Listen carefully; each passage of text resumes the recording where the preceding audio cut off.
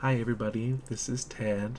Over the past few weeks, we've constructed a pretty powerful narrative about American education and the role that it plays in democracy and the public good through the works of John Dewey, MLK, Thomas Jefferson, and Horace Mann.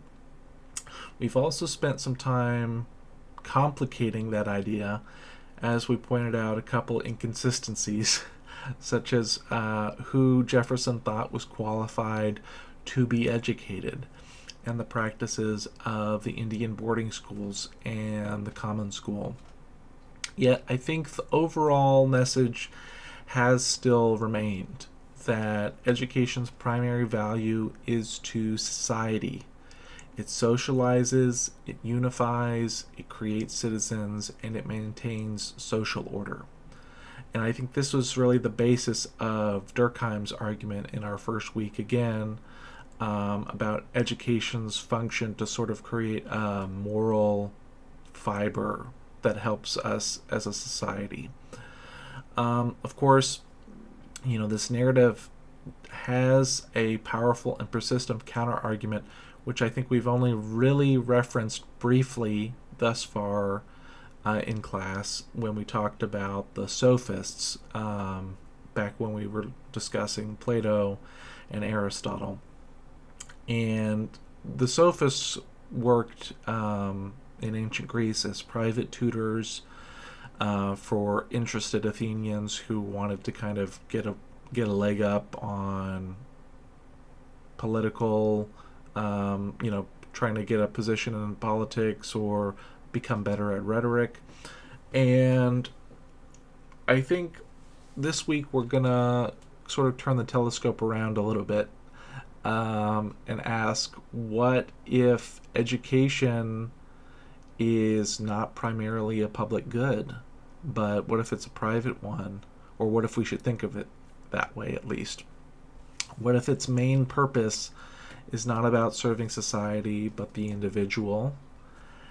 And because these thinkers that we're going to be talking about this week have a radically different view from some of the others that we've covered, I'm going to give you all a disclaimer here, which is that you're allowed to agree or disagree with any of the thinkers that we present in this class. And the important thing, I think, is for us to wrestle with these ideas to understand how different competing conceptions of education continue to influence us today. So first off, we're going to start with Adam Smith, and he's really the core of our modern understanding of education as a private good.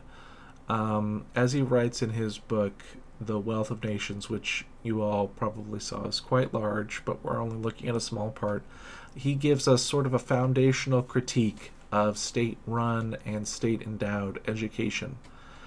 And his core argument is about incentives.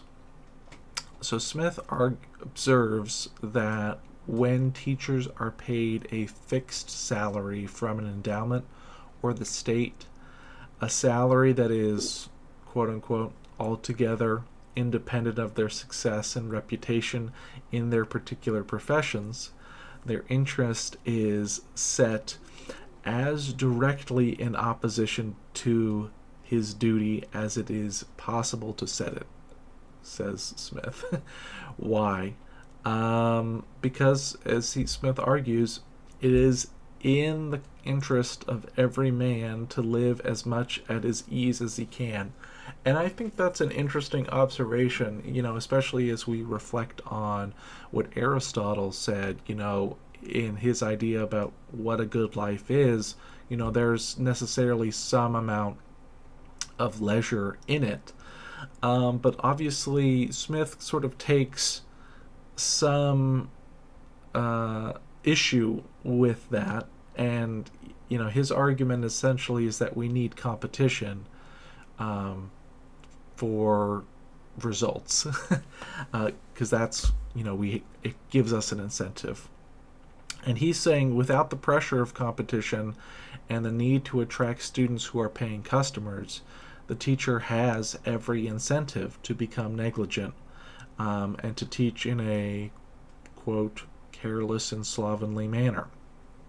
So he is contrasting this with teachers like those in the private fencing or dancing schools of his time, whose livelihood depends entirely on their reputation and their ability to satisfy students.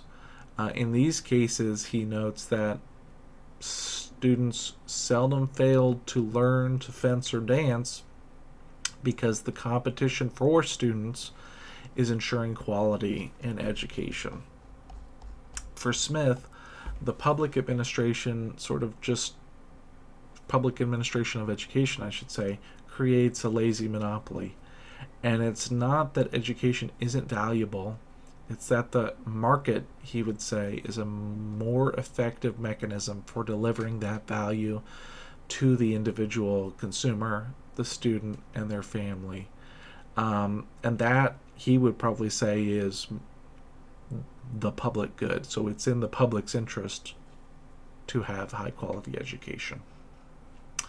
And so for our model sort of a democratic public good education, I think this is sort of the first crack. And, that's the introduction of discussing matters of efficiency and incentive. Smith is pushing us to see education not as a sacred social mission, but as a service, one that functions best when we treat it as a private commercial transaction. So, building directly on Smith's foundation, Milton Friedman, in his 1955 essay, The Role of Government in Education, I think makes a really important distinction for us. He argues that we have really dangerously conflated two separate questions when we talk about the government's role in education. And that is, should the government finance education, and should the government administer education? So Friedman, unlike some libertarians, and he's also an economist, concedes that there is a limited case for government financing. He agrees that in economic terms, education provides a neighborhood effect, which is a positive externality for basic citizenship education. And he says that an educated electorate is good for everybody. A stable democracy does require a minimum level of literacy and shared values. So there is some justification for the state requiring and helping pay for a minimum level of education. So the issue, he says, is that there's no way the government can justify running the schools. And his famous solution, if you're familiar with contemporary education policy, is that we should be using a voucher system.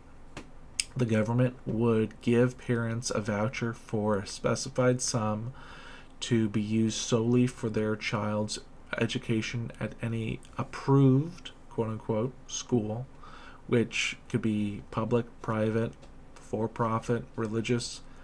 And this simple change, Friedman argues, would transform education from a state-controlled monopoly into a competitive market for three reasons. First of all, it empowers the individual consumer rather than the bureaucratic producer. Second, it fosters innovation and diversity as different schools rise up to meet different demands from the public. And third, it forces schools to be responsive and high quality or risk going out of business, like Smith argues. So for Friedman, the current system is fundamentally unfair. It forces parents to choose between going to a private school where they have to pay twice, which is once in taxes and then once again in actual tuition. His voucher system instead treats education as a private good that the state should help you purchase. It's not a public service that you're forced to consume or get punished for. So in this way, he sort of is explicitly applying this logic to not just K-12 education, but he's also applying it to higher education and vocational education as well. And he's saying basically government subsidies make even less sense there, and they create unfair competition between public institutions and private institutions when public institutions receive money from the government and private institutions do not. And I think in some sense we can attribute the idea, or at least the modern idea, of student loans to some of Friedman's thought. The federal government now offers a lot of funding a lot of the funding that schools get is from the tuition that students pay, and the tuition that students pay is oftentimes funded through student loans. And we can see sort of Friedman's ultimate goal is about using market mechanisms to make education more efficient and to maximize individual choice.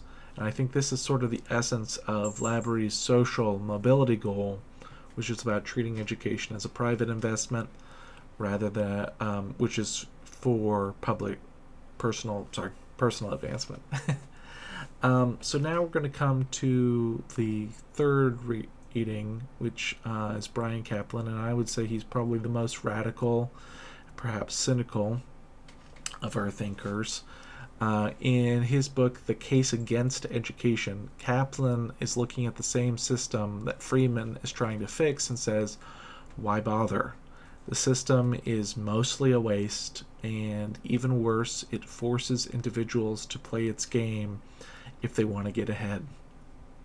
Caplan's core argument revolves around an economic theory called the signaling model. And he acknowledges that education provides some human capital, which is actually useful skills that help us in the workplace. But he says that most of what we learn is actually irrelevant to our future career. So why then does education lead to higher pay? And the answer, he says, is signaling. Diploma, especially like a degree from a prestigious institution like Harvard, is not primarily a certificate of skill. It is a signal to employers that shows your underlying pre-existing traits like intelligence, conscientiousness, and most importantly, conformity. And it shows that you can play the long game, follow rules, and jump through hoops. And Caplan actually has a lot of evidence to support his claim. The first is sort of this observed phenomenon called the sheepskin effect, which is the massive pay spike in lifetime earnings that individuals receive upon getting a diploma. It could be high school, it could be bachelor's. It's a much larger payoff than individuals just completing one extra year of school. And this doesn't make a lot of sense, people would say, if skills are actually what influences what we get paid. But it makes perfect sense if you think that the credential itself is the most important signal. The second piece of evidence he has is widespread malemployment, which is describing the huge number of college graduates that don't actually need their degree in the jobs that they have. This means the bartender or the cashier with a bachelor's degree is still likely going to out-earn the high school grad bartender. And the reason for that is because the degree is actually signaling to the employer that they have an important set of skills, even if they're not using Shakespeare or calculus on their job. You know, the idea that somebody went to college or the idea that somebody graduated high school tells you something about that person. And, you know, if you think about it, if you were running a business and you were looking at hiring somebody who didn't graduate from high school versus somebody who did, there's probably, you know, chances are you're probably going to go with the person who graduated from high school because that told you something. So third, the gap between personal and national returns. So while an extra year of education does increase an individual's income, the effect of increasing a nation's average education level on its overall economic growth is pretty murky and not very big. And this is exactly what sort of the signaling model would predict. Basically, that education creates a rat race. Individuals are competing for a limited number of top spots, and the competition itself doesn't actually make a national pie much bigger. And you know, you might think like, oh, we have a bunch of smart people, therefore there's going to be a lot of jobs available for them to go into. But turns out that doesn't always play out. So for Caplan, education is a privately beneficial but socially wasteful arms race. We are forced to spend years of our lives and thousands of dollars on an elaborate pageant, which, you know, we are not learning necessarily anything important, he would say, and instead, all we're doing is trying to prove that we are the kind of person worth hiring.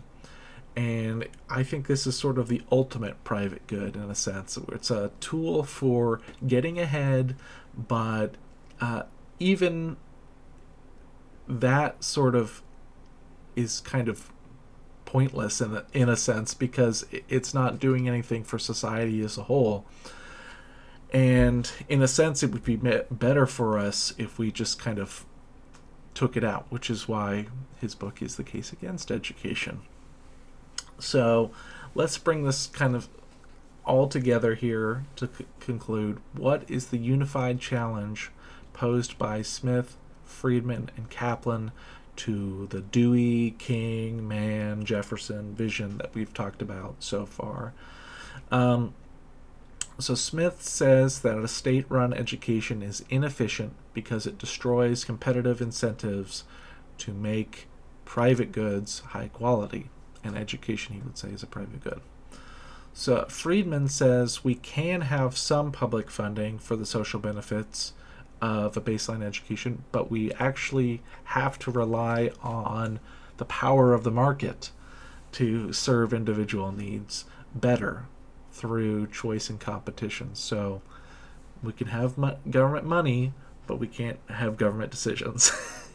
And finally, Caplan goes the furthest, arguing that the system is fundamentally not about learning or citizenship at all, but it's really an expensive, wasteful, but still rational game that we have to play, which is kind of depressing. So together they form a powerful trilogy, I think, that says education as a public good could either be considered inefficient, misguided, or maybe in some ways downright destructive for our society. And they're forcing us to ask, has our sort of grand narrative of democratic education been based on a fallacy? Are we pouring public resources into a system that at its core is really functioning as a giant ladder for social mobility and, like I said, a rat race? Is that fair or just? Next week, we're going to explore some additional challenges to our understanding of education as a fair or just system, as we start to explore the various ways in which our system of education can play a role in inequality and lead to unequal outcomes. So, thank you all. Bye.